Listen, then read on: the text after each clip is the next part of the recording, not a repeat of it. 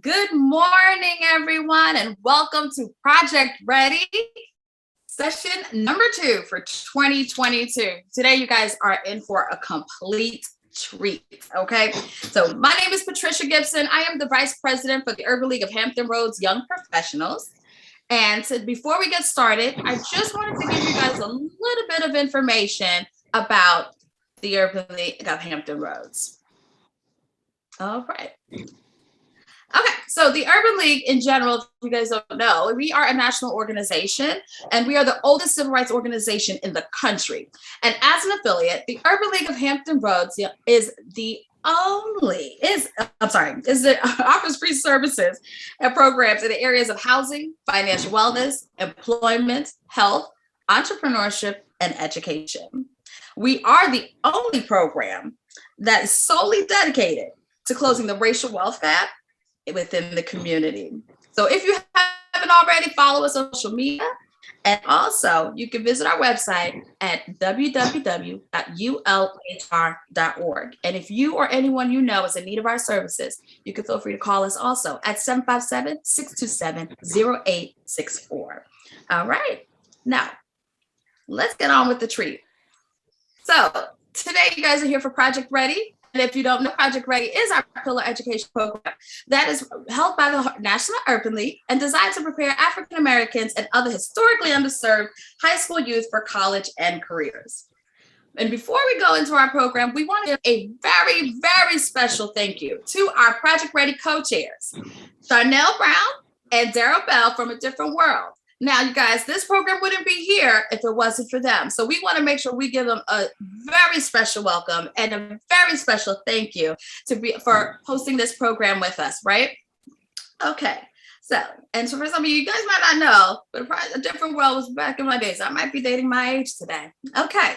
So you guys, today we're going to talk about Black History Month, but we're going to focus mainly on entrepreneurship. Okay. And just so that you guys know that entrepreneurship is a lot of people don't realize, it's actually helps a lot of building in our community. And they're going to share their stories with us on our panelists today are going to share their story on how they had an impact in our community as entrepreneurs. And not only that, they're going to give us a couple of gems on how we can take that path to entrepreneurship successfully. So let me introduce you guys who our guest speakers are today. We have our president and CEO of the Urban League of Hampton Roads, Mr. Gilbert Bland. We also have our Project Ready co-chair, Darryl Bell from A Different World. And then, oh my gosh, we threw in an extra treat for you guys with Mr. and Mrs. Baldwin. They are from the Baldwin style, and they're not the owners of the Baldwin style, okay? And they're operators of also the Sanctuaire, an online wellness destination. So without saying any furthermore, we're going to go ahead and get started. And I'm going to start with you, Mr. Gilbert Bland. Good morning. Good morning. Good morning. How are you doing today? I am great and so happy to be here this morning. It's Awesome. A great privilege. Thank you. Well, it's a privilege to have you with us on your Saturday morning. We know you can be doing anything else right now. So thank you for joining us. Nothing else I would prefer doing. Awesome. All right. So Mr. Gilbert, before we go diving into entrepreneurship, we have to let people know who you are when it comes to the Urban League. Can you tell us your background about the Urban League, your background with the Urban League? Well, I've been the president and CEO for the past 4+ years. It was a wonderful opportunity presented to me to join the organization and try to blaze new pathways as well as build on existing successes. And it's been a great journey. I think we have not only grown the Urban League, but we provided a lot of value to citizens, particularly Black citizens in Hampton Roads. It's been a personally rewarding experience for me, and I believe that mutually beneficial for both the Urban League and our community. Awesome, thank you. And we know, okay, so as you've been with us for a great number of years, and we've learned so much, and every time we talk with you, we're learning more and more and more about you. And one of the greatest things we've learned about is that you own Burger King as a franchise owner. Can you tell us about this? Like, how did this happen? Well, both Burger Kings and Pizza Huts, and also Mrs. Fields cookies, if you can remember that brand. It's been a good experience, and let me just take a few moments, if I can, to kind of tell you a little bit about how the journey unfolded for me. I have an undergraduate degree in accounting and economics from James Madison University, but I then went on to graduate school at Atlanta University. It's now known as Clark Atlanta University. And it's a historically Black college and university with a wonderful legacy of professors and students. And I was privileged to join with the ranks of so many great people like W.E.B. Du Bois and others. But I went there to get a master's in business administration, what is commonly referred to as MBA. And the professors there encourage entrepreneurship. They wanted us to get into the ownership route and try to make a difference in our communities and beyond. And I listened intently to that. But they also said the only way you can be a successful entrepreneur, or the preferred way to be a successful entrepreneur, is to prepare yourself. And that was through education, which was getting there. And also to the degree that you get experience in other businesses. And for example, if you wanted to run a construction firm, once you graduate from school and learn the book stuff, if you will, go to work in a construction firm and learn all the aspects of construction business, or a beauty shop, or barber shop, or a scientific firm, whatever it might be. Get the experience on someone else's investment and learn as much as you can. And in the process, not only do you prepare yourself, but you determine whether or not you really want to do this. I took a somewhat different approach because I wasn't exactly sure what business I wanted to be in. And I thought possibly I wanted to get into investment banking. And I was inspired, frankly, by the relative of one of our panelists today. And I'll let him speak a little more about that. But I got into banking. I began to consult with small businesses, and loan money to small businesses for over 8 years, and really felt I had an understanding of what made those businesses successful and what didn't, which is sometimes more important. And, the one thing that came through, and, the 4 or 5 things that one would say makes a business successful, 4 of those 5 things would be planning. And that's planning to have the right amount of money to start your business, planning to have the right partners if you need it. It's important to make sure that you have all the skills around you that you need it. And you really don't need to have a friend to be your partner if they bring the same skill that you have. You really need to diversify the skill set, planning on locations and all of those opportunities. And, I realized that, maybe there was another approach for me, not necessarily for everyone, but for me. And that was to consider franchising. The old saying, you're in business for yourself, but not by yourself. So what you do when you're in a franchise business, you buy an existing business structure. It's a template of what has happened over the past few decades with that business, how to get started, how to continue. You have coaches to help you along the way. And also you buy a name. And in my case, I decided to do it with Burger King. And I started that way. I started with a partner who had capital to help the business financially be strong. And after a decade, I liked it. I decided to venture out on my own. And I continued with the Burger Kings, but also added Pizza Huts. And we eventually grew to be a pretty good sized organization. We had hundreds of employees, many locations. I eventually owned over 70 businesses, which is a fairly large business operation. And, the process was all in preparation.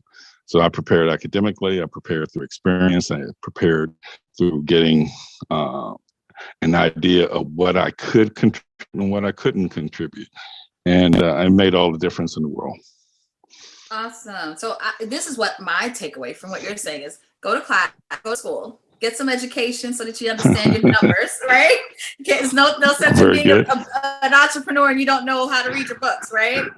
So learn. That's part of it. Right. So you got to know your numbers, go to school, get some good foundation educationally, but then also get that experience in wherever you want to be an entrepreneur, so that you can be able to, know exactly what you're walking into and how to prepare. So I like that. I like that. So not just That's an outstanding recap. That's an outstanding recap. You distill it down to what I believe to be the key essentials. Well done. Yeah, education, experience. Okay, awesome. So, what are some of the obstacles that and achievements that you face as a franchise owner? Everybody wants to get entrepreneurship, or a lot of people do these days. However, the obstacles can make or break that success level. And so, can you tell us how you overcame these obstacles, and how did you, in these achievements that you had?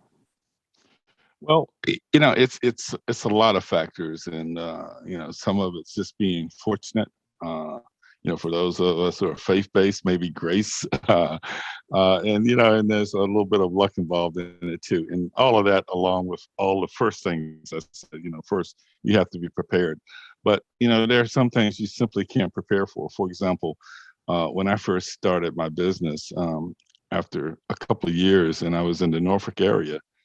There was a guy named Saddam Hussein who decided he wanted to invade Kuwait. And he invaded Kuwait, and the U.S. Navy decided they were going to go over there and prevent him from staying there. Well, what happened to my business? I lost 45% of my business for an entire year because basically the entire Navy in Norfolk left. You can't prepare for that. So, it's then that you began to dig into your bag of perseverance, discipline, financial controls and management. And still, you learn you can't do this by yourself.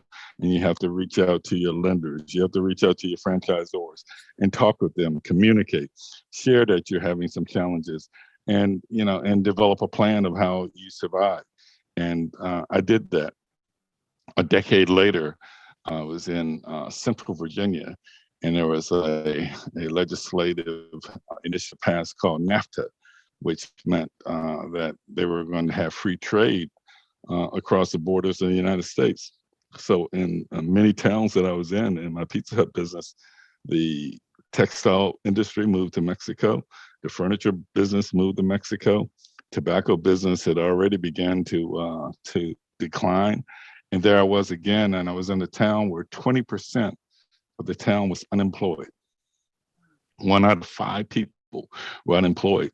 Those same skills that allowed me to survive Desert Storm, that war that I talked about with the Navy, or what I referred to, also allowed me to say, okay, you've done this, you've seen this before. What are the skills necessary to survive? And communication.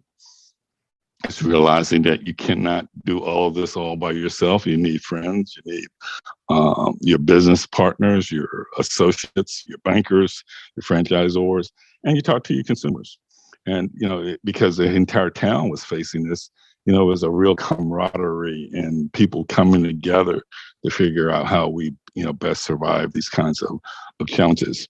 The other challenges that any business faces and will continue to face is employees. You have to be able to convince you why you should look to be a team member with my organization as opposed to someone else's.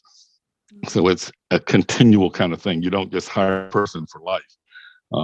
Particularly in the service business, there's a fair amount of turnover. So, you continue to draw upon experiences, communication skills, and finding out the ways to retain consumers as customers and employees as your team members. Yeah. So I'm getting having a healthy team, being able to collaborate and work with others, so that you can be able to get resources, because you can't do anything by yourself. It's a lot of work from what you're saying. It's a lot to think about and consider, and we may not think about everything. So to be able to have a team of professionals and think about exactly, and think about what I shared. I talked about planning, but you don't plan a war.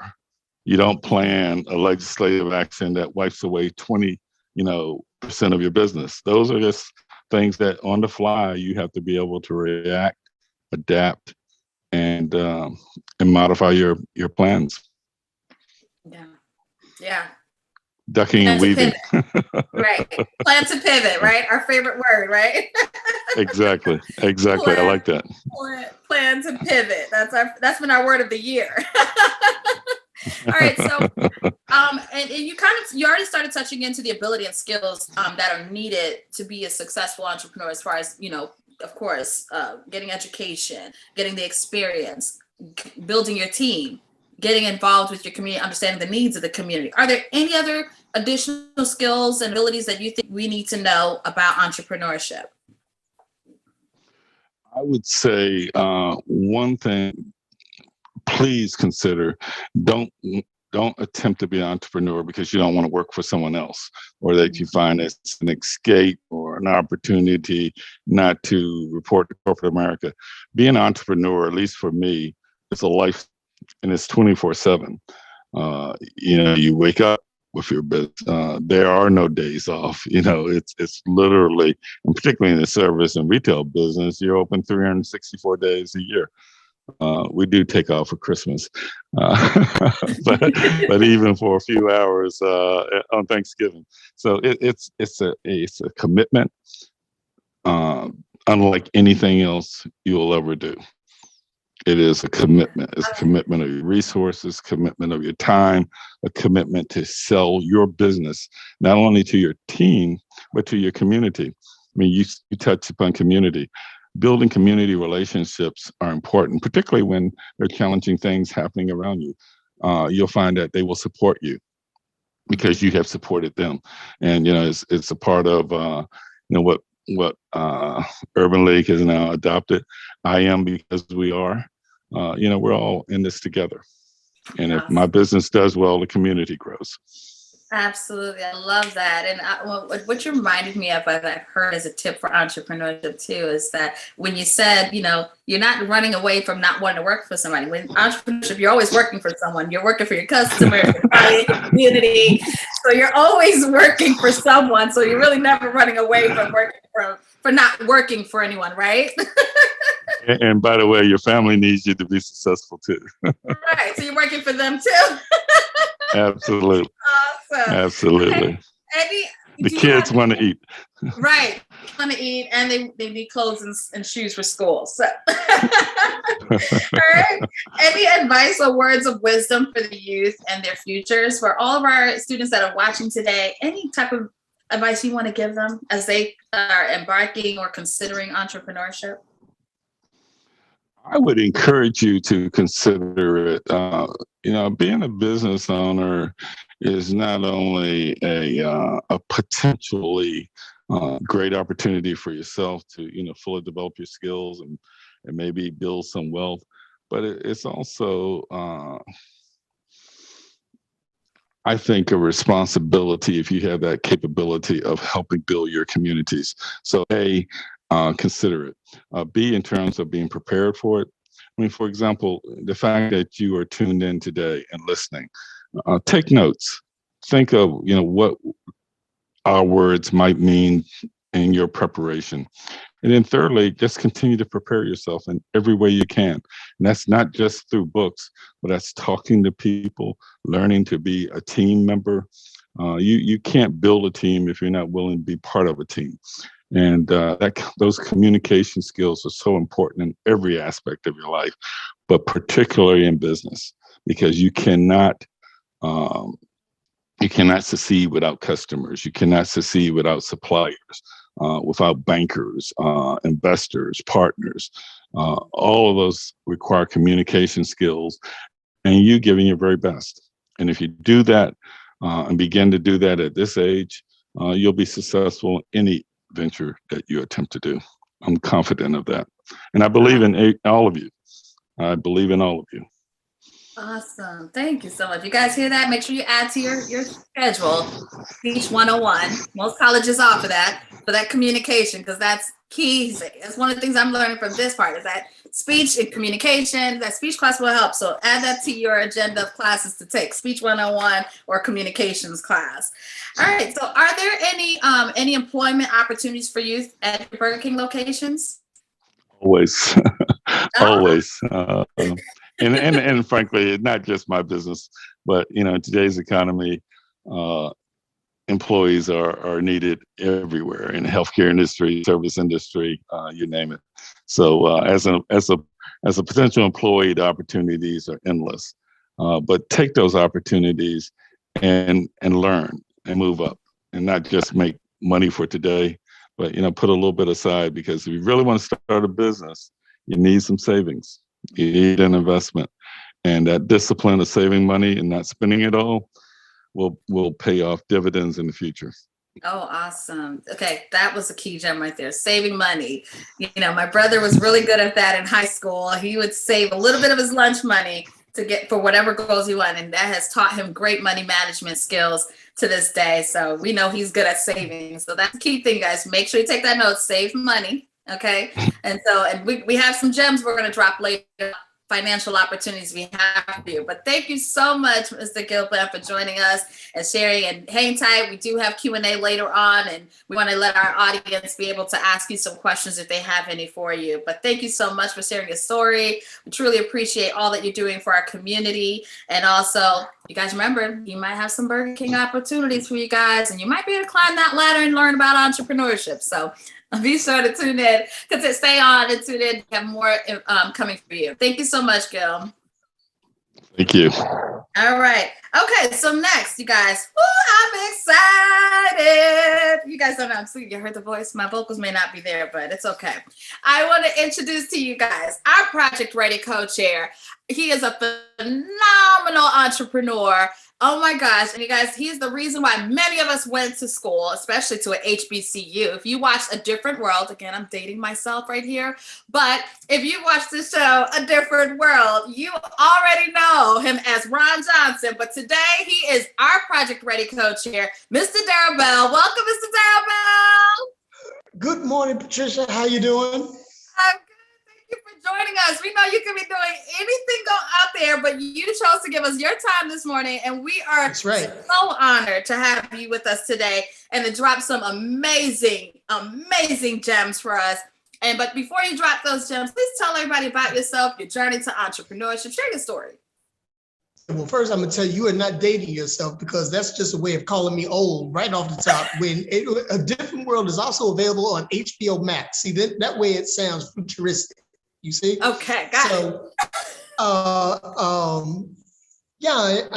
Entrepreneurship to me. So I'm an actor, producer, writer, entrepreneur, and my initiation into entrepreneurship started with my father. As a kid, my father was the first African-American member of the New York Stock Exchange. He started his own firm in 1971. And as the first Black man to become a member of the New York Stock Exchange, he instilled in me the spirit of an entrepreneur. And his whole point about why he wanted to be a member of the New York Stock Exchange, because in America, great fortunes were built by those who had access to capital. And he felt that Black people were historically blocked off or excluded from access to the capital markets. So that's why he wanted to become an investment banker, and went on to be a pioneer in municipal finance and encouraged an entire generation of African-American women, men, minorities, Hispanic people to become investment bankers and change the landscape of Wall Street.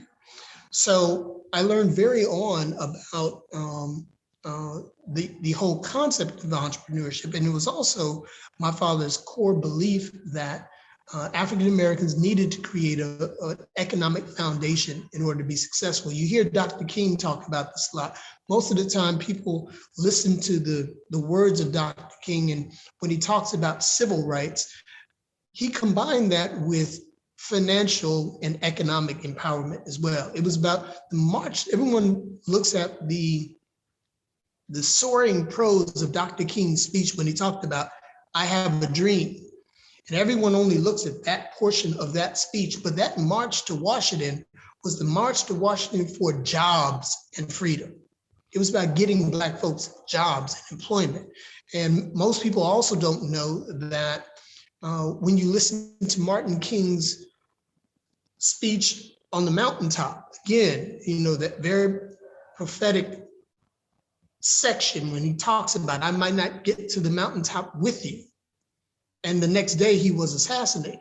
Most people don't know that he was in Memphis, Tennessee, supporting sanitation workers who were on strike because of unfair working conditions.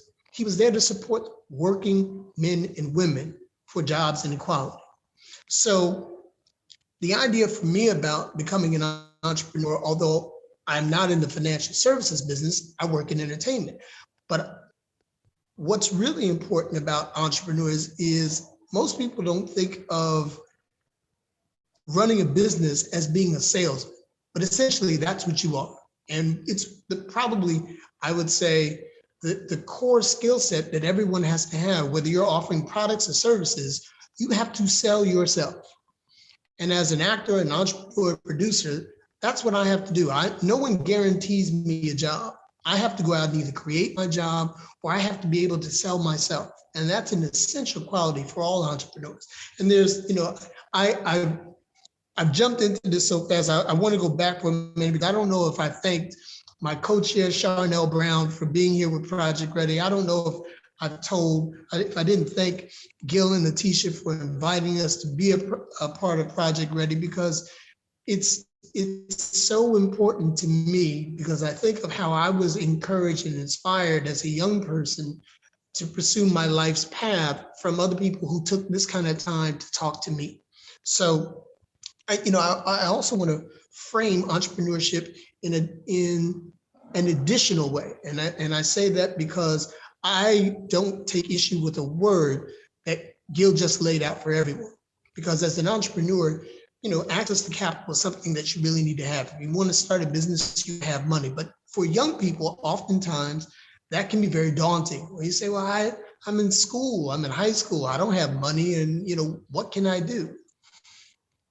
I was an entrepreneur in grammar school, because one of the ways you can look at an entrepreneur is you can say, well, I want to start a business. We all hear, if you watch the news, they talk about small business. It's the driver of the US economy. But entrepreneurs are also problem solvers. And it's a really good way to think about entrepreneurship. If you see a problem, go out there and solve it. And if you solve it, you can monetize your problem solution. And a prime example for me, I didn't have money.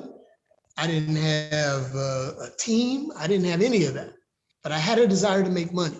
And for me, I grew up in Chicago, then in St. Louis, and then in New Jersey. And one of the things that you have everywhere, at least, and one of the additional things that I had, are seasons. And for me, when it was warm out, I cut grass. When it was the fall, I raked leaves. And in the winter, I shoveled snow. And I did that all in my neighborhood for all of the neighbors. And I made money doing it. There was also at the time, now this will date you, I had a paper route too. So I used to deliver papers to people's houses to get paid. And it's a way that you earn money. And I was my own little business. Didn't require anybody else. It required just me being willing and dedicated to work. Now, there's a saying in entrepreneurship, if you want to go fast, you go by yourself. If you want to go far, you go together. And that's about team building. So to get started, if you want to move quickly, those are opportunities that everyone, and those are still viable today. Like if you want to go cut grass in your own neighborhood, that's a way to make money. But there are also, in a digital world, I can't tell you, how many folks are using just what we're using today, just a phone to create content on YouTube, to provide some sort of service and teach someone a skill of some sort. And I think of entertainment as I try to put all these things together. Reality, so if you're watching shows, there are dramas, there are comedies, but there's an entire segment and it's called unscripted television and or commonly reality television. So if you think of any of the housewives shows, if you think of any of the judge shows or American Idol or The Voice, these competition shows, The Masked Singers, those are all called reality shows because they are unscripted. But to me, my favorite reality show that should be appointment watching for every aspiring entrepreneur, Shark Tank. Everyone should be watching Shark Tank every week because that gives you a real idea of what it's like when you watch all of these people talk about their experience of how they started their company in their garage, in their basement. They started baking cupcakes in their kitchen. And then suddenly it became this multi-billion-dollar industry. And that's how entrepreneurship works. But I really can't emphasize enough something else that Gil said, which is most people find entrepreneurship attractive because they don't want to be an employee for somebody else. Like, I want to be the boss. I don't want somebody telling me what time to show up to work. I don't want somebody telling me what to do. I want to be the boss. Well, entrepreneurship will give you that pathway. You can be your own boss. But you need to know this. As an employee, you work 40 hours a week. As an entrepreneur, you're working at least 80 hours a week. And as opposed to saying every Friday when I know I could go to my job, I can show up at 9, I'm done at 5. My weekends are free for me to do whatever I want. As an entrepreneur, it doesn't turn off. Suddenly, it's your responsibility to find out, well, how am I going to make payroll this week? What if I don't have a purchase order for next month? There's a problem with collecting receivables. These are all your responsibilities as an entrepreneur. So everything has a price, and independence of being an entrepreneur has the price of responsibility that you take. And it also speaks to leadership. If you're an entrepreneur, you have to be a leader, and you have to know that all of those who work for you, if you want to say, are your followers. But to be a good leader, you have to have not only the desire to lead, but the capacity to serve. So you need to be in a position where you can do all of the things that you're asking someone else. At any moment's time, an entrepreneur may be asked to get on the front lines of their business to do things that they need to do. I can assure you at some point in time, Gil had to get on the register at a Burger King. Oops, I said the dreaded competitor word, at a Burger King, and work the register. I'm sure at some point Gil had to talk to the customers and solve an issue. These are the responsibilities that you have to have as an entrepreneur and be ready. But when you look at an example, everyone knows that Federal Express, this global conglomerate that sends packages and all this. FedEx started with a small business loan from the SBA. They were a small business, and now they're a multinational Fortune 500 company. An entrepreneur can be a small mom and pop business, or it can grow and develop into a multinational conglomerate. Elon Musk started his own company when it was small, when no one was even making electric cars. These are examples of how far you can go, or it can just be a business that provides for you and your family. So I feel like there are so many other things that we need to get to, and so many other folks that we need to talk. So I'm gonna quiet down, Patricia, because you might want to ask me a question or have me stop going on, and I can do this all day. Well, that's what I was learning, and what I've learned that to some, just to make sure I'm going to recap quick, shortly for our guest today. I've learned, one, definitely when you're watching entrepreneurs out there, looking at what exactly you're learning from, like you said, the reality shows to Shark Tank, they're teaching different things.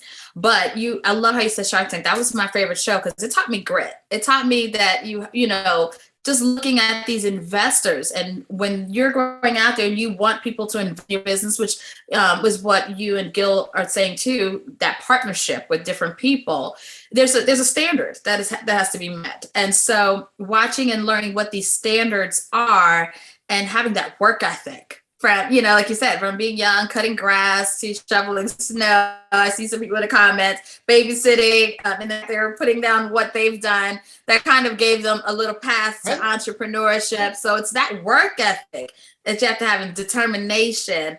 And when it comes to entrepreneurship, I love it. I really, really love it. And let me say this, Gil also talked about luck, because sometimes there are things that can happen that are so unexpected. So take, for example, Amazon. Amazon and Jeff Bezos is the wealthiest man in the world, biggest company, and Amazon does all these things. You want something on Amazon? I think I just ordered something on Amazon just because I said the word Amazon. I think there's a package being delivered to my house right now, because that's the way Amazon works. You press button, click, boom, they deliver. When the digital revolution began, the dot-com revolution, it was just Jeff Bezos' idea to sell books online as opposed to having a bookstore. I mean, that's what it was. So, people walk around now and you hardly see a bookstore anywhere. But back then there were bookstores everywhere. And his idea was just to sell books online. And suddenly all these other opportunities just kind of developed from the marketplace, saying, here's something else we can do. Amazon Studios now is one of the largest creators of content on the globe. They deliver all this. None of this was in his plan, none of it. This is just what happened to evolve organically, and how opportunity can come knock on your door as an entrepreneur to take you places that you could never have dreamed of, but will exceed your wildest imagination. Yeah, love it. And speaking of digital, going into the digital world, we know today social media is the it factor that everybody wants to utilize as their platform. For our young students participating today, and even for our adults who are watching and considering entrepreneurship, when it comes to the digital platform, social media, I look at it as that is your resume today. And so what kind of tips can you provide coming from the media industry that our young professionals, our seasoned professionals, and even our up and coming entrepreneurs and college students, what can they learn from you today about being in the media world, presentation, resume, to be able to become a success in that path to being a successful entrepreneur? That's a really great question, and one that I will answer in a couple ways. I can look at it now with a degree of sophistication and experience, but particularly as a young person, and I think back to high school, the current me just is so thankful that there was no social media when I was in high school. Oh my God, if somebody had a camera and recorded some of the stupid things that I did as a high school student, I'm thinking, oh my gosh, this may have ruined my entire life. And that is one of the chief concerns I have for nieces, nephews, and young people all the time. There's a saying when you work in film and television, when they say film is forever. So the fact that A Different World premiered in 1987 and it's still on television, and it will outlive me. So once something is recorded, it's going to live beyond you. And that's a concept that a lot of young people don't have, particularly when you do something untoward. So I can only say that while, and I say this with no judgment, but twerking may be fun and silly until you walk into that job interview and they look at your social media and see you twerking and going, I don't know if that's who we want to hire. And that's unfair, but it's factual. That your digital footprint is going to be the first impression that most people get from you. And so usually when people hear someone's name, I was in a meeting just this week, someone said, when I saw Darryl Bell's name, I wasn't sure if it was him. So what I did was Google it. That's the first thing they do. Then they look at all your social media and they draw and make a judgment about you before having ever seen you. So that old adage about you don't have a second chance to make a first impression, that has never been more true now than what you see on your social media. So, I tell all young people, if you want to have a positive first impression, it's unfair because all of us as grownups have done really silly things. really regrettable things. But, I would refrain from, a use of a lot of profanity on social media. I would not be at the party, making obscene gestures. All of these things that you would not want your grandmother to see you doing at church on Sunday. That should be the standard of what you don't do on social media at any given time, if you choose not to have your whole social media wiped. Because here's the other thing. Even if you delete your account, other people have captured it and they'll still spread it. It's hard to erase. These are the sort of challenges you face. Now, that's the downside, because there are a lot of people who would say social media is just the initiation of the end of civilization because social media is just awful. The flip side is social media can be your biggest friend and greatest champion. It's a way you can amplify the message of what you're doing. It's a way people can find out what you're doing and say, I want to participate, help, and scale or amplify the work that you're doing. So, just from a professional basis, if you were, again, providing a service, if we go back just to the simple services of cutting grass and all that. If you had an account on Instagram and Facebook, Darryl Bell's grass cutting, suddenly everyone sees that. And you can have, posts and videos with all your customers giving testimonials about how good you are at what you do. And that's relatable to any industry, whether you're a writer or accountant or anything like that. It's important, if you want, even as a high school student, to create a LinkedIn account. Because that's all about business and networking. That's not about, and I should also mention, I feel like I'm talking way too long, but distinguishing Facebook from LinkedIn, because Facebook's design was to be for friends and family. So you could post what you're doing and where you're going. LinkedIn isn't for that. And quite frankly, on LinkedIn, it's really frowned upon by most of the community there, because it is a community of professionals who are looking to share work-oriented opportunities, to network with one another about how to grow their business, how to be more successful, and how to make more money. That's what LinkedIn is for. So having your resume on LinkedIn, you're able to apply for jobs on LinkedIn. You can see jobs from all over the world that are available on LinkedIn. It's a really great place to start. And having a consistent image throughout Instagram, Facebook, Twitter, all of these places, because it's your personal brand. If you go on and look up anything about personal branding, it is how you position yourself in the world, how you want others to see you is what social media can do for you. And doing that properly can make the world of difference in your being successful. Awesome. Thank you for dropping those gems. And I love how you talked about the distinction between the social media platforms.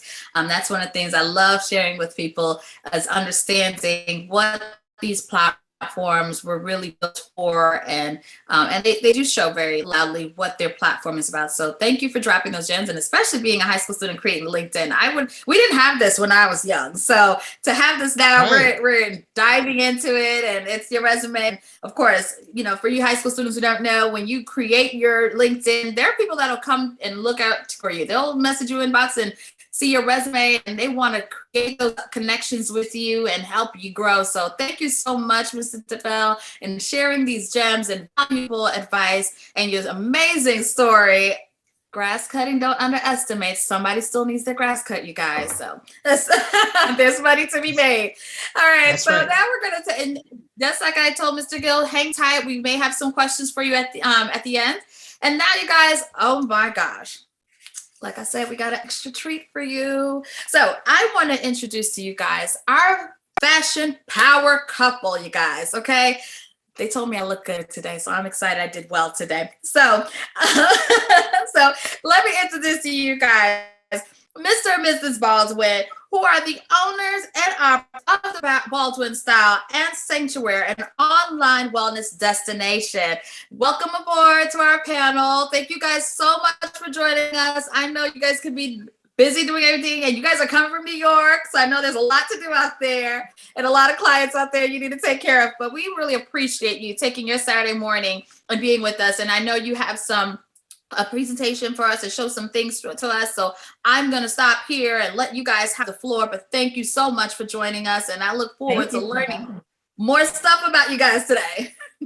Absolutely. Awesome. Thank you so much for having us. Definitely. And we're so honored to just be a part of it. So, I mean, we're learning as well. We're always learning. So this is really, really cool for us. We're going to talk to you guys about building a business. And we know a little something about that. You know? We have two businesses. So yes, exactly. We have one business that's about 10 years old, and then another business, a baby business that we just started in August of 2020. So we'll kind of talk about both of those. So absolutely. We'll go to the next slide. All right. So what do you need to start a business? 3 simple things. Know your product better than anyone, know your customer, and have a burning desire to succeed. Now, any entrepreneur knows that there's, quite a bit more, but we're focusing on those 3 things as, something to give to you to think and ponder. Next slide. So a little bit about us. We both have sort of a different path to entrepreneurship, but I started off, grew up in Cleveland, went off to school in Boston. I went to Tufts University and studied civil engineering. Following that time, I went on to work for Turner Construction as a civil engineer there. So kind of like Mr. Bland was talking about working in construction, I learned a lot about contracts and managing people and managing process and managing budget and schedule, and worked in that field for about 15 years. And then left about 7 years ago to join Mr. Baldwin here, Donnell. Yes. In New York City. Yes. So we actually met in Washington, D.C., but that's another story, another topic. We don't have enough time to tell that story. A whole long story. Exactly. So I am from North Carolina. I went to college at Elon University in North Carolina, and then went on to grad school at Hawaii Pacific University in Honolulu, Hawaii. So I have an interesting path, and it's very windy, but I eventually landed into fashion, which is what I originally wanted to do to begin with. So fast forward to me finishing grad school, moved to New York City, been working in fashion for over 15 years, started my professional career at Ralph Lauren in the corporate offices, being a corporate stylist for the .com e-commerce sector, also doing campaign work. Left there and went to Net-a-Porter, particularly Mr. Porter, became the style director there, stayed there for a few years. And then while we were there, we became authors. Yes, and entrepreneurs. So as soon as I left the engineering field, the construction world, after, like I said, 15 years in that, we decided to write a book. And one area that we found didn't seem to have a lot of discussion on was brooms and broom styling. So Donnell had the background in styling, but we decided that we wanted to talk about brooms. We had just gotten married, so we went through a whole wedding process. And during that time, we really realized there was not a lot of focus on the groom. Everything's on the bride. So we wrote a book, which Donnell actually has it here. So funny thing, Mr. Bell, it is available on Amazon. right. So buy it on Amazon, amongst all the many other things you can purchase on Amazon. And so we wrote a book, and that was kind of our first entry into entrepreneurship. And we launched the business, Mr. Baldwin Style, and we started working with groom clients. And that was in addition to Donnell's full-time job. So we started off kind of learning that business and that side of personal styling. And then the brand is it's grown. So we have, not only groom clients, but now we have brands. So we now have taken on so many different brands. You can actually change the slide. Next slide. So some of our clients are Express, LL Bean, Amazon, Nautica, Ralph Lauren, Brooks Brothers, Vineyard Vines, Mr. Porter, Verity. There's a fashion brand co-owned by Rosario Dawson called Studio 189. We've done a couple of their runway shows here for New York Fashion Week. So, and the business is it's growing, thank God. And then we have celebrity clients too that aren't listed here, but Yes. we work with red carpet clients for things like the Tony Awards and Yes. different, launches of and movie premieres and different things. So we have a whole vast list of clients. And then what we did mention is we also, with our little baby business, we started in 2020 as Sanctuaire. It's an online wellness brand focused on brands of color. So we actually carry 40 BIPOC brands, and the products are geared towards wholeness and wellness and self-care, which is so important during these times. Everybody's been at home, during this last 2 years in the pandemic, and there really needs to be a focus on wellness. And so it kind of ties into the fashion. It's good to look good and look good on the outside, but you got to take care of the inside. And that's particularly important as an entrepreneur, because as the other guests have said, you're busy all the time. You live your business as is a lifestyle. It's a lifestyle. Mr. Glenn said Yes, the other day. So next slide. All right, so just really quickly, this is some of the work that we've been able to do.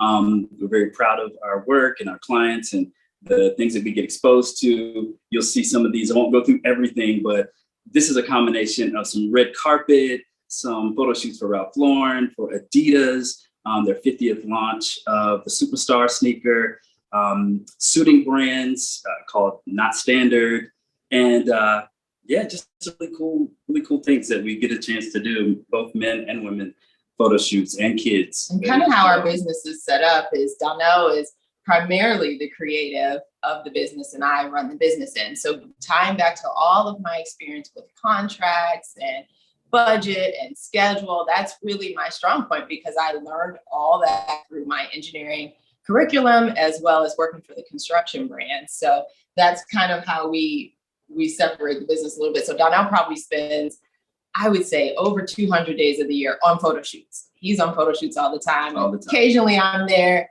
Occasionally I'm in the office and kind of running our other, teammates and everything that we need to get procurement, schedule, and budget and all those things. So That's kind of how we split up the responsibilities. Yes. So next slide.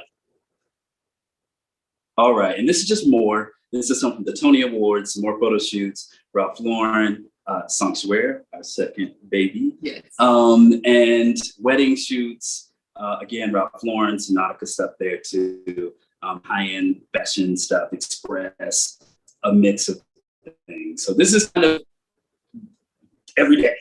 Every day is different for us. Like literally today is Saturday. We got a red carpet coming up next week. We got to get the clothes sent to the client to LA for the red carpet. And then we have a pop-up shop for Sanctuaire, the online business that's in Beacon. So once we leave here, we're taking all the stuff to reset up the pop-up shop. It's locations. We're gonna go to UPS store, get the clothes to LA, and that's kind of like our thing. Every day is different. We're not just sitting at a desk. Nothing wrong with that, but that's our days are just different. Yes. Next slide. All right. So we're gonna talk to you a little about what to do. You first have to educate yourself in your field of interest. And I don't have to necessarily expand. It's pretty self-explanatory. Read books, listen to podcasts, follow people on social media that are kind of in that same area, that field of interest that you're interested in. If you want to do hair, you should be looking at people on social media that do hair, braids, doing all kinds of things that you're interested in. Read everything you can, even reach out to people. Donnell gets people all the time. We both get people reaching out and wanting to learn about fashion. How did he get into styling? What does he need to do? Or what does she need to do, whoever it is? And so definitely educate yourself and reach out to people. Absolutely. The other thing is be innovative. So you've got to think of how can you enter the market in a different way? Maybe it's not a completely new product, but can you put a spin on something that's already existing? What makes you different? So for us, when we first started our business, we were primarily doing grooms because we said there's no groom stylists out here. So we want to be a groom stylist. So we wrote a book. We started the conversation of grooms dressing well for the wedding, not just renting a tuxedo. So that was our entry into the entrepreneurship in the market that way. Yes, you got to be a disruptor. You got to innovate. Number 3 would be a risk taker. Kind of an extension of what we just said. Like be able to take that risk. we decided to write this book. We thought that it was going to take, 4 to 6 months to write it. No, ended up taking a whole year, which is fine. We decided to take that risk, and we still get orders to this day. And this book was written in 2014, launched in 2015. Yes. Build strong communication skills. We cannot emphasize this enough. It's written and verbal. And making sure, going back to resumes that was just discussed a little bit prior to our presentation, take the time to work on your resume. Yes. It is your first impression for a lot of employers. We get sometimes that are it just doesn't make any sense. You know, it's so easy now. There's grammar corrections, there's spell check, just work on your resume. Exactly. And build communication skills. I mean, written is very important as well. Emails, don't just send people casual emails and texts. It's nice to have a nice greeting. Good morning. Yes. How are you? Introduce yourself. Let's get away from some of the casual, just, hey, yeah. How did you get into this? Exactly. And, in other areas of being strong communicators, lock eyes with people, like create eye contact. Like if you're speaking to someone, they want to know that you're engaged and listening to what they have to say. So if you're talking to them and all they see is this, and you're on the phone, you got to come away from the phone and be a really good communicator. And it's important for, discussing things with your team and being able to communicate what you need. So beyond the people outside of your business, within your business, you've got to be able to communicate what your needs are, when you need it, when you expect things to be done. So that's definitely a skill that you really, really want to work on. Absolutely. And the next one, number 5, is be consistent. Show up every single day. We kind of grew up in church. So we listened to pastors who said, like, before they had a mega church or before they had this big, huge, booming congregation of, 5, 10, 15, 20,000 people, they had 4 people. And they showed up every single Sunday, every Wednesday for Bible study or whatever the case may be. And they were just consistent. They just were consistent. They showed up every single day, doing what they loved, doing what they were teaching. And that's the same thing in entrepreneurship and in building your business. You have to show up every day. Show up every single day, not only for yourself, because once you keep showing up, other people will start to show up because they'll see that you're being consistent. And then be tenacious. Every business doesn't pop in the first 6 months. I think Instagram gives us this feeling that you're going to start a business and everything's going to fly off the shelves. And that may happen, but that's a very small few that happens for. So you have to be tenacious. The journey of entrepreneurship can be long. It can be a winding road, as Donnell was talking about. Yes. So you got to stick with it if this is your passion, if you want success. Absolutely. Next slide. All right. Always deliver more than expected. So what we try to do when we show up at photo shoots or studios is kind of leave things better than we found them, right? Like, don't give more than people expect if you can. Now, it's not money monetarily necessarily, but in your effort, can you go a little bit beyond what people are asking for? So always deliver more than expected. Above and beyond. Next slide, please. All right, some things not to do. All right. Picking the wrong business partner. Don't do that. So we find for us, it was a little bit easy because we're married, right? But some people even say they can't work with their spouses. The thing with us is that we have separate ends of the business, although there's some crossover because we have to discuss things, but we both had particular strengths and weaknesses. And so just working together, and we also both had the view of wanting to be entrepreneurs from the time that we were dating. So it was something we talked about in our courtship, is that we wanted to be entrepreneurs. So it's something that we had in common. So some people, you may not be able to force your best friend to be in business with you because they might not want to be an entrepreneur. Yeah, and they may not be good at managing money or showing up on time. You got to know that. So try not to be a know-it-all, right? So there's always something to learn in business. Like Donnell was saying, we've been learning in this presentation from the speakers before us. There's always something to learn. Listen. You don't have to take people's advice all the time, but just try to listen, because there's a lot of things that people know beyond what you know. Absolutely. Number 3 is obsess over the competition. Stop obsessing over the competition because they are not you. they're not you. They don't have the same sauce. They don't have the same flavor. They won't show up the same way that you do. So, do your best and forget the rest. Don't stay focused on them, because that's going to take you off of your goal and your prize. And there's that saying that comparison is the thief of joy. And it really is. So you need to focus on your business and focus on your purpose. So try not to think about what everyone else is doing. Absolutely. The other thing is overthinking. That is very detrimental at times as an entrepreneur. And there's a lot of moving parts, particularly for us in New York and business, and we've got to make decisions fast sometimes. So sometimes you got to trust your gut and not overthink and just move and trust that it'll be the right decision. Absolutely. And it's a process. It's a process. So you'll get better at making quicker decisions and not overthinking each one. Number 5 is believe any task is beneath you. So you don't want to do that. There's no task in entrepreneurship that's beneath you.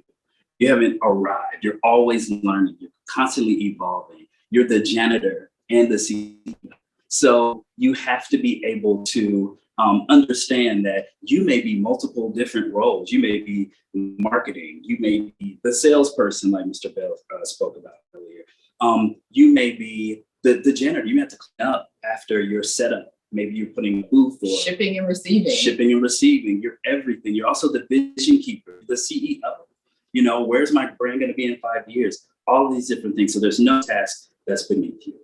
And don't be afraid to pivot. So one thing we learned a couple of years ago when we were really pushing the grooms effort, and we still do work with grooms, but what we found and looking at the numbers, it was a very small percentage of where we really could grow the business to be. So we pivoted and started working with brands and large brands. And so our business has really taken a bit of a shift that's been really beneficial, honestly, is to work with larger brands. And now grooms is probably like 2% of the work that we do. So don't be afraid to pivot. And kind of like Mr. Bell was talking about with Amazon, the business has grown beyond just selling books. So don't be afraid. Absolutely. Next slide, please.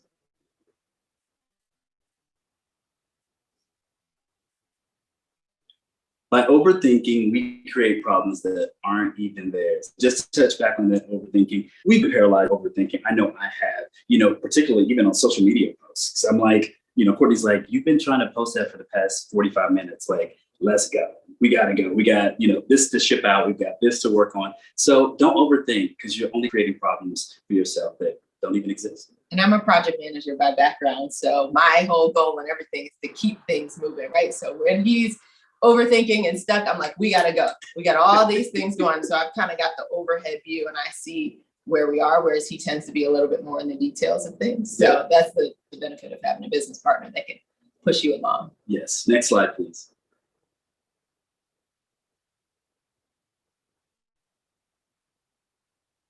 It's not about ideas. It's about making ideas happen. 100%. Absolutely. So you may have a great, wonderful idea, but if you sit on that idea for too long, guess what? Someone else may come up with that idea or some variation of the original idea that you intended to come up with. So you got to get going. Let's get going. Let's put some things in place, educate yourself, develop and, create some relationships with people who are already working in the field of your interests and, get going. And develop a plan. I mean, a lot of people don't talk about it now, but, business plans are so important. It doesn't have to be all, 50 pages, but if you got ideas, then take the ideas and figure out how do you get from idea stage to actually fruition? How do we bring those things to life?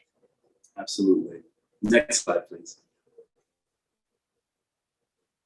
That's it. That's it. We just want to thank you guys thank you guys so much for for having us. And we'll stick around if there's questions. Absolutely. Awesome. Thank you guys so much. That was amazing insight on your journey, the tips that you have. And before I drop the takeaways I have to share with everyone, I just want to recognize that I know we're running a little over time and I want to check in with all our panelists. If you guys have an extra few minutes that you can hang tight so we can get some questions for you guys from our audience. Awesome. Thank you so much. And what I love that you guys were sharing, and these are my takeaways from Mr. and Mrs. Baldwin. So one, I love while you're thinking, someone else is doing. So just go for it, try it. It's okay to make mistakes along the journey. It's going to happen, right? So Yes. go ahead and just go for it and don't, sit on it, because you might cry that someone else took your idea along the way. And you're like, that was my idea, Right, So, right. well, just go for it. Just try it, right?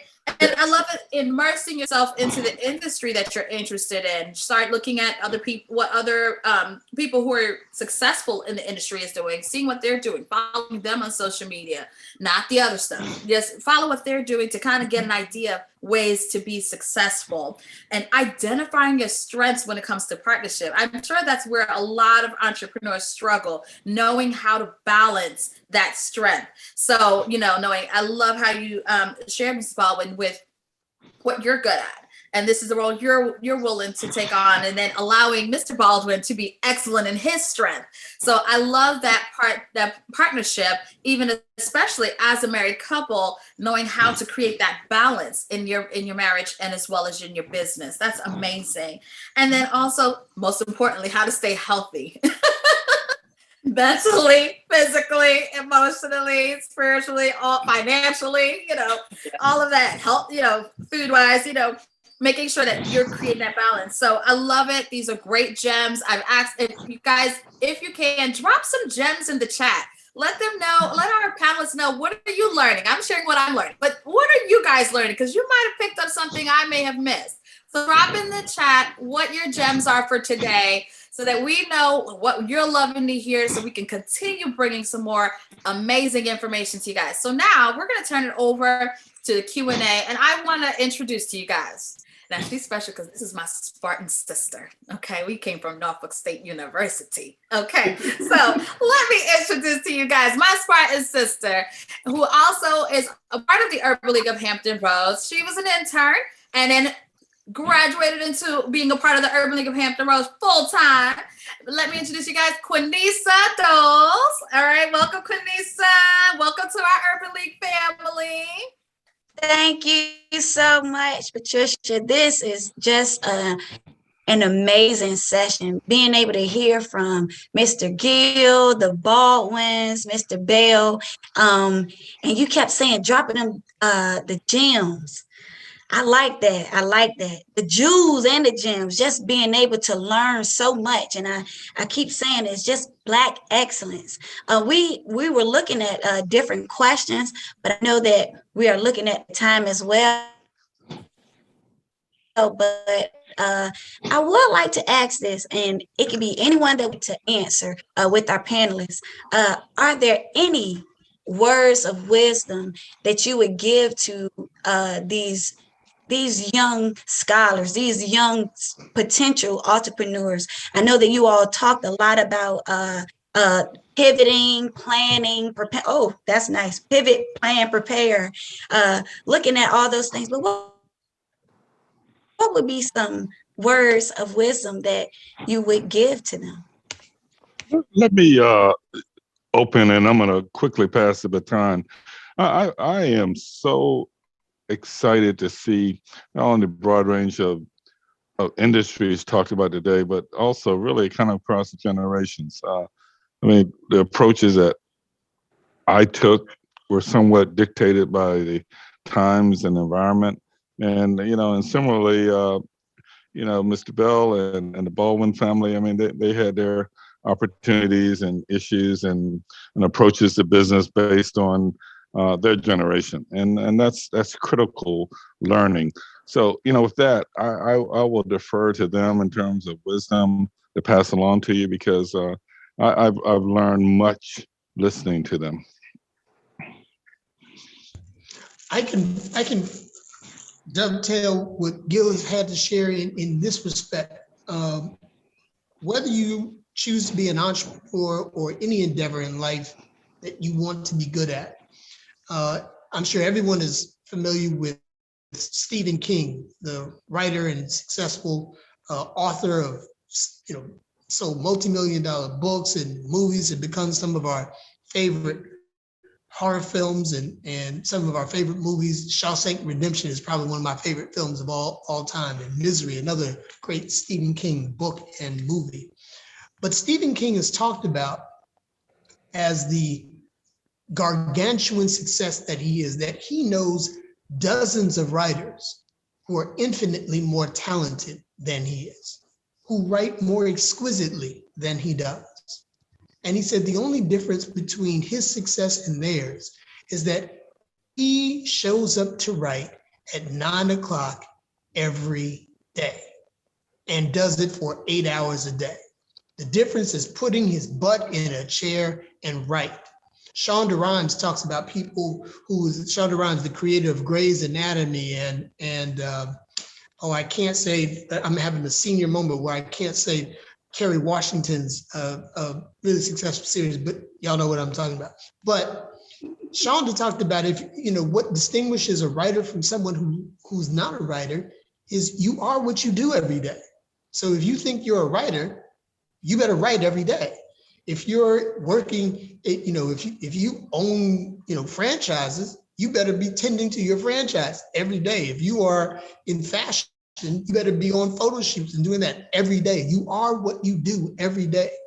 Larry Bird, NBA Hall of Famer, who was Michael Jordan's nemesis in some way, he and Magic were looked at as the greats when Michael Jordan came along. And Larry Bird was white. Larry Bird couldn't jump. Larry Bird could barely dunk. But Larry Bird said, I will not be outworked. Nobody's going to outwork me. Nobody's going to show up in the gym before me. Nobody's going to leave the gym after me. I am going to outwork everybody. And I can tell you what will differentiate success and winners from losers. If you just put in an effort that be willing to do what the man or woman next to you will not do, that will be what distinguishes your ability to be successful in whatever you choose to do. That's really good. Absolutely. I mean, I think one thing we find is just paying attention to the details. I think we talked about that a little bit, but we find so much, I think, with all the social media and people moving fast that a lot of people don't pay attention to details, or they're not trustworthy in terms of staying true to their word. So I think that's very important as an entrepreneur. Just your credibility, your reputation is really everything. So if you say you're gonna do something, show up and do it. And if you're not able to do it, give people ample time, to make adjustments, let them know as well as you can, but really being in the details of things is really important. Absolutely. And I'd like to add relationships. Relationships are key.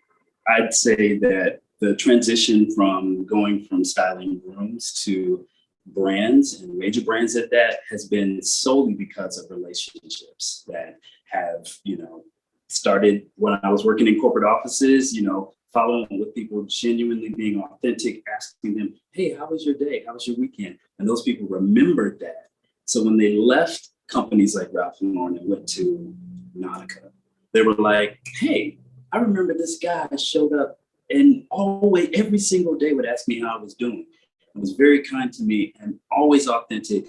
And that job led to this job, led to this job, led to this job. So, be kind to everyone. Relationships are key. Be kind to everyone. There's no person, the same level of respect that you give to the CEO, your manager, the director, it's the same respect you give to the janitor, the same person, the cleaning person or whatever. Person at the parking garage. You never know where business will come from. I mean, we had just real quick, something Donnell found, a woman's credit card outside on the street. That literally turned into business for us. We returned her credit card. And then she said, you know what? I have this company that's looking for a menswear stylist, literally from finding someone's credit card on the ground and contacting them. So you just never know where business is going to come from. Exactly. Be kind, and relationships are key. Wow. Thank you so much. That was just a lot of wisdom, a lot to take in. And I hope that everyone was able to hear it and heed those words, because it's really valuable. I love what everyone had said about Mr. Bell, about not being outworked. You won't outwork me. And with the Baldwins really saying your word is really your bond. Your word is your bond. And with Mr. Bland, just looking at everything putting things in order. We just really thank you for your time, your love, your light that you were able to shine on everyone. And we just really want to thank you. We do have another part, and this last part is for the students. So we thank you to all our panelists for giving your gems, your jewels. But this is the part right here for our students, and we are going to do our raffle. So students, you can stay up, and this raffle is $100 gift card. And all you have to do is, I have your information, so I will, when your name pop up, I need you to unmute yourself so that we can know that you are here. If you're not here, I'm so sorry, we're gonna have to spin again, but you give me your name, I have your information, and I will email you your e-gift card. So here we go, and I need to be made a host to share.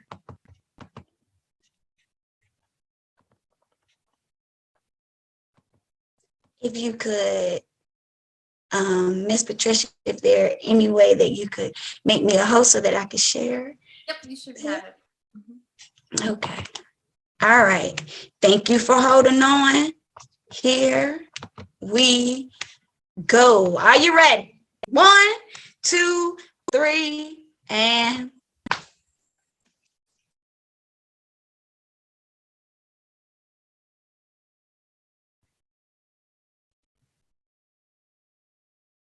Kennedy Hood. Kennedy Hood, are you here today? Kennedy, are you here? Once, twice. All right, we're moving on. All right, here we go. Spin again.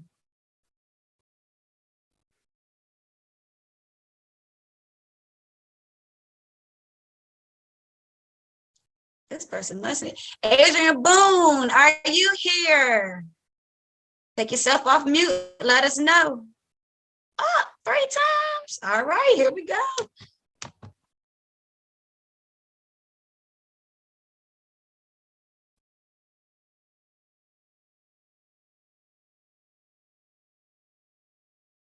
Ariel Chavis. Are you here, Ariel? Oh my gosh. All right, we're gonna spin it till we get a win. Okay.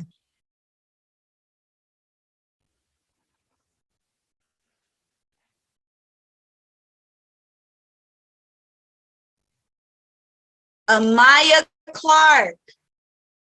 Are you here, Amaya? Yes. Oh, thank you, Amaya. Thank you so much for being here. You just won yourself a $100 gift card.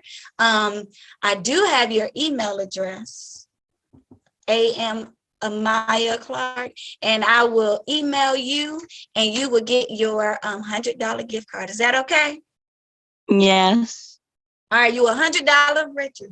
Okay, Amaya. Thank you. You're so welcome. You're so welcome. Well, we would like to thank you all. Thank you, Amaya. I'm so glad that you won your gift card. And I'm going to turn it back over to Patricia. All right. Congratulations, Amaya. Thank you all for joining us today. We hope that you really enjoyed this session. I did. I enjoyed it. I learned a lot of great stuff. We hope you learned a lot of great stuff to be able to get that path to entrepreneurship as successful as you can. And again, thank you for joining us. And we want to give a special thanks to our guest speakers, Mr. Gilbert, Mr. Darryl Bell, and as well as Mr. and Mrs. Baldwin. All right, you guys, so thank them. And, you know, of course, you can continue dropping those gems in the chat so we can see what you've learned today. And also, we want to give a special thanks, right, for our Project Ready co-chairs, Darryl Bell and Chanel Brown.